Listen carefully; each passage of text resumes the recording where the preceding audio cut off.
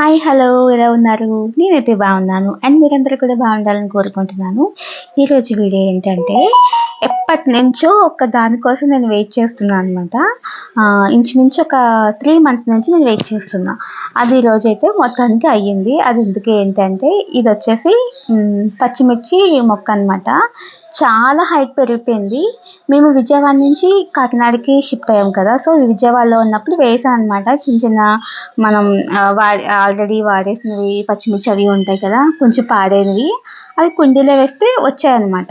So, వస్తే అన్నిట్లోకి ఒకటే బతికింది. సో, ఆ ఒక్కటి కూడా 3 మంత్స్ నుంచి చూస్తున్నా.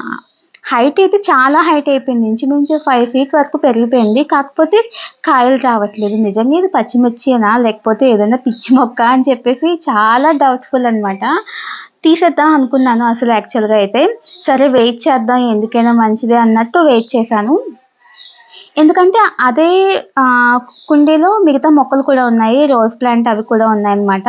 ఇదేమో బాగా గ్రోత్ పెరిగిపోతుంది. దీనివల్ల అవేమో కొంచెం పాపం పాడైపోతున్నాయి. గ్రోత్ అంతగా లేదు. సో, దానికోసం అని చెప్పేసి తీసేద్దాం అన్నట్టు నేనైతే ఫిక్స్ అయిపోయాను. ఇంకా 3 మంత్స్ వెయిట్ చేశాను కదా! మామూలుగానే పచ్చిమిర్చి మొక్కలు చిన్నగా ఉన్నప్పుడే కాయలు కాసేస్తాయి. సో, ఇదేంటి ఇంత హైట్ పెరిగిపోతుంది కానీ ఏమి యూజ్ లేదు. అసలు ఇది పచ్చిమిర్చా కాదా నాకే డౌట్ వచ్చిందనమాట. తీసేద్దాం అనేసరికి పువ్వులొచ్చాయి. ఫస్ట్ అయితే పువ్వులొస్తే పువ్వుల నుంచే కదా కాయలొస్తాయి కదా అని చెప్పి వెయిట్ చేస్తే పువ్వులన్నీ రాలిపోయాయి కానీ కాయలు రాలేదు. మళ్ళీ సెకండ్ టైమ్ ఓకే అని చెప్పేసి ఒక 5 డేస్ ఆగాను. మళ్ళీ పువ్వులొచ్చాయి. ఈసారి వస్తది డెఫినెట్‌గా అని చెప్తే మళ్ళీ అవన్నీ రాలిపోయాయి కానీ మళ్ళీ కాయలు రాలేదు. ఇంకా ఫైనల్‌గా థర్డ్ టైమ్ పువ్వులొచ్చి పువ్వులతో పాటు చిన్న చిన్న కాయలు కూడా వచ్చాయన్నమాట.